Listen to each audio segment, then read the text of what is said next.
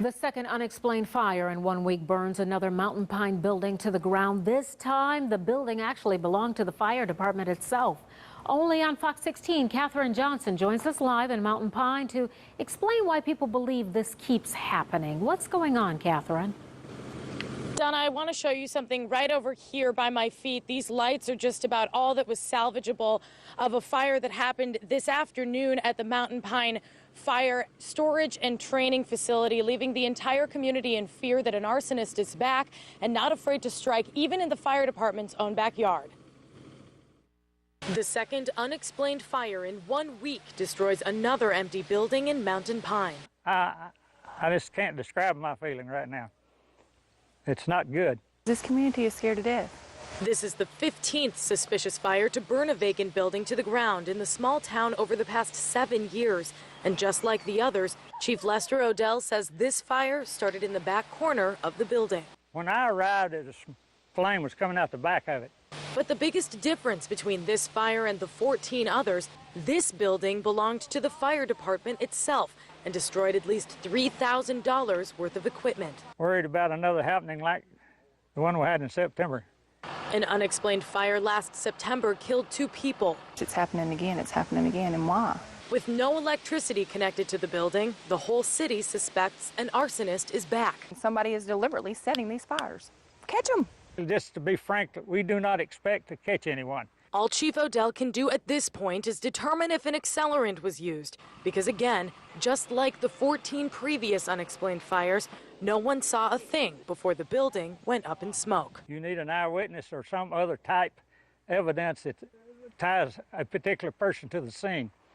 And we don't find any of that here. We haven't found any of that at the other places. Now, this arson investigation will start up tomorrow morning, and although the chief says all signs may point to an arson, he doubts anyone will be able to make an arrest. Live in Mountain Pine, Fox 16 News. Catherine, this is quite troubling, and I'm sure it is for the people who live in Mountain Pine. What happens next, and what about the other arson investigations?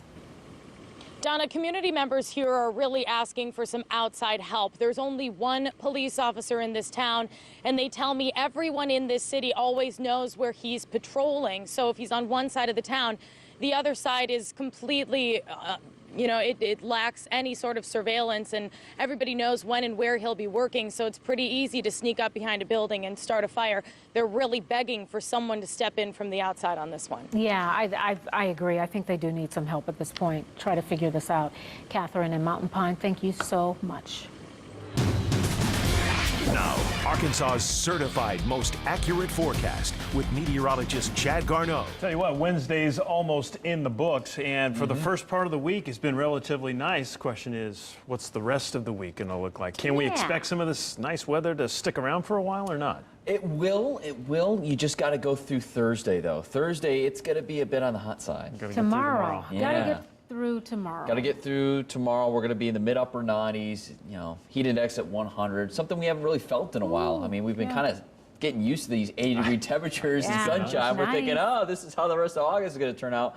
Well, not so fast. All right. All right. So we got that, but then after that, we'll have chances of rain and more clouds, thunderstorms, and then temperatures are going to be staying in the 80s for quite an extensive period of time.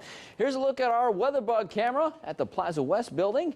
You can see pointing it well off to the eastern skyline, and we did start off the day with cloudy skies, but then the clouds departed. We got the sunshine in here, and temperatures quickly rose up to the low 90s with heat index values into the mid-90s. Now, that was earlier today. Let's get to what's going on right now. On HD Pinpoint Radar, we've got a downpour, but it's not covering a whole lot of real estate. It's way up in the northern part of the state. I mean, in Marion County, for crying out loud. It's at U.S. Highway 62. Again, just a quick downpour. Earlier, it had lightning and quarter-size hail. That's why there's a severe thunderstorm warning with it. But now everything's diminishing just due to the fact that it's lost of daytime heating and doesn't have really a lot of upper-level support for this system. So don't count on any more of this kind of activity going on for central Arkansas as we go to bed for tonight. Satellite and radar feed on a wider perspective across the state. There you can see the storm up in Marion County fading away, but the clouds drifting to the east-southeast. We actually have some high clouds also coming in from the west. That's from earlier showers we had around 4, 5, 6 p.m. earlier today. And really, I'm not focusing again on the activity that's going on in Arkansas. Everything's kind of fading away here. But what I am keeping an eye on is over toward the northern part of the whole United States, right around the Canadian border right here. And what you can notice is there's an actual cold front coming through and also an area of low pressure. And this is going to continue to track to the east-southeast. This cold front is taking its aim toward Arkansas, and it will be in our backyard as we get closer to Thursday night and into Friday morning. And that's when we'll have one of our best chances of rain we've had throughout the work week, and temperatures will begin to go back down. But we still have to get through Thursday, like I mentioned, and it's going to be a toasty one, you could say. 82 degrees currently in Springfield, Wichita 85, 87 in Oklahoma City. You're looking at regional temperatures right now, more of the 70s to our east. Currently in downtown Little Rock, we're sitting at 81 degrees, mostly clear, pretty quiet out there. Winds out of the southeast at 8 miles per hour. Some other temperatures, we got more 80s on the board here, 79 in Stuttgart and 77 in Pine Bluff.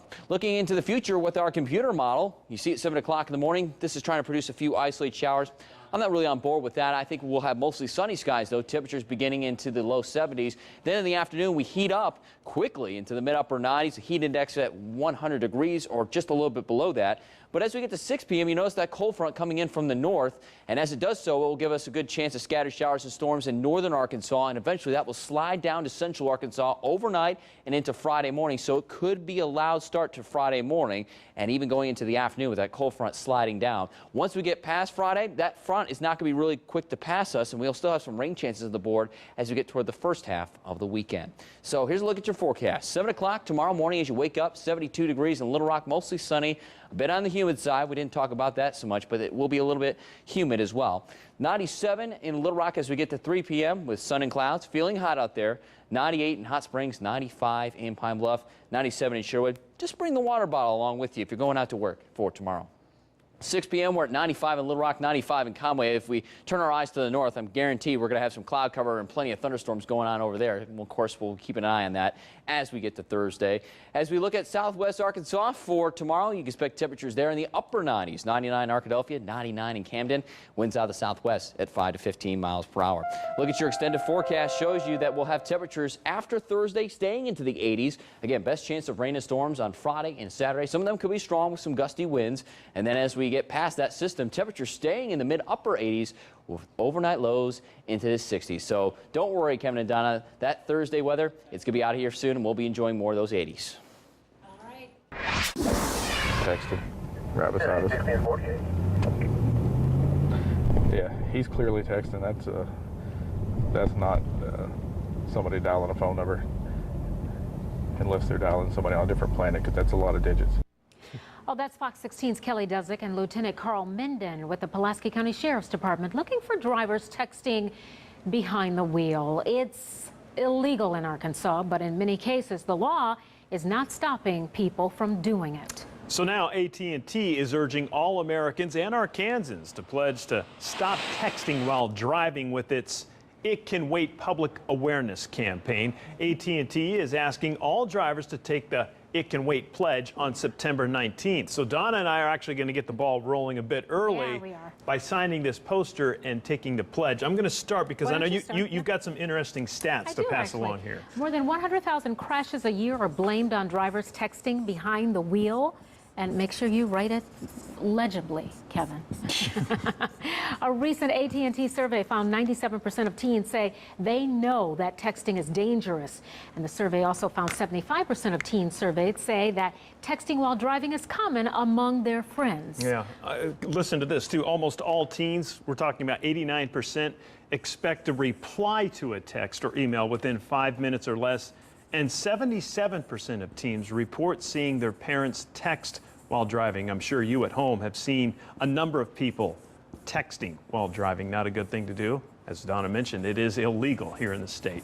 Now, if you want more information on the It Can Wait pledge, go to our Fox 16 website and just click on news links. You know, I think what's going to happen after this is going to be circulated around central Arkansas, and other people will get to sign it. But in order to really sign the pledge, and I think you've already mentioned this, go to itcan'twait.com. Sign that pledge and stand by it, because too many lives are lost from people who are distracted behind the wheel, especially texting and driving. And they're all preventable. You got that right. For most students in Central Arkansas, the fall semester starts on Monday. Next, how parents can find out everything they need to know before that bell rings Monday morning. And teachers getting lessons before the students return. How teachers in Faulkner County are learning to handle dangerous situations. Here's your chance to get huge savings with today's great deal. Go to arkansave.com and start saving today. Fox 16's Arkansave, big deals, local savings.